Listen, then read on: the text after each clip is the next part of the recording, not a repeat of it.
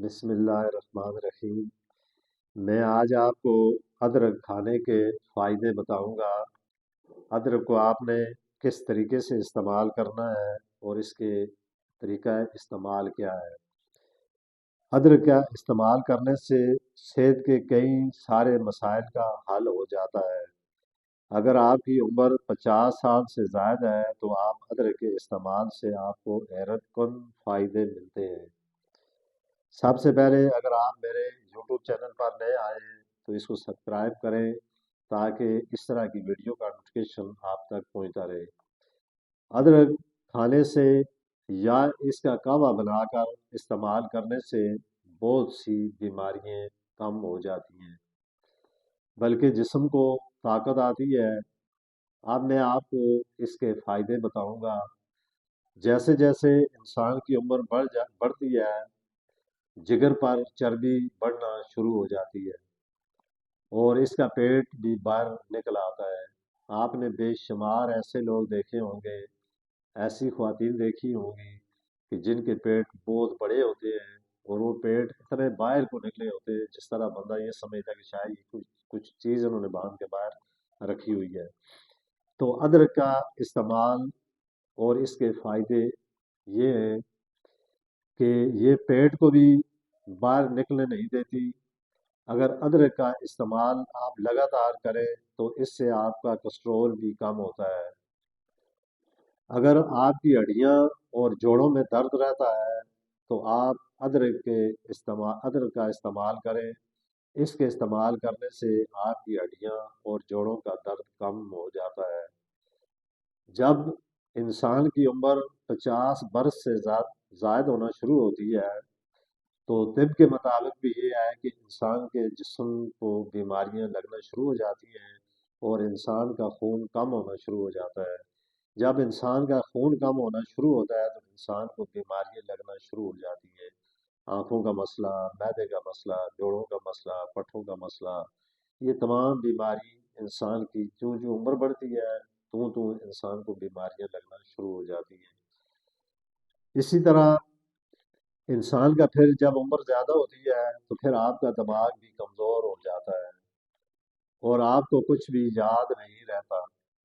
تو آپ ادرک کا استعمال کریں، یہ آپ کی ذہنی صلاحیت کو مضبوط کرتا ہے اور ادرک کا استعمال آپ کے دماغ کو بھی تیز کرتا ہے۔ ادرک کا استعمال آپ کے دماغ کے اندر خلیے یہ بھی تیز ہو جاتے ہیں اور ادرک کے کے استعمال کرنے سے جسم کے اندر مختلف قسم کے جو جراثیم ہوتے ہیں وہ بھی کام کرنے میں مدد کرتے ہیں۔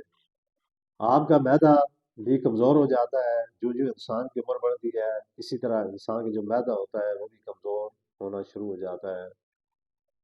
آپ کو کچھ بھی کھانا کھاتے ہیں وہ ہضم نہیں ہوتا اور آپ کو ہر وقت گیس اور پیٹ میں درد کی شکایت رہتی ہے۔ ان سارے مسائل کی وجہ آپ کو معلوم نہیں ہوتی کہ پیٹ میں درد اور گیس کیوں ہوتا ہے۔ اب آپ اگر ادرک کا استعمال مسلسل کریں تو اس سے یہ سارے مسائل کا حل بھی موجود ہے اور اس سے یہ سارے مسائل آپ کے ختم ہو جائیں گے۔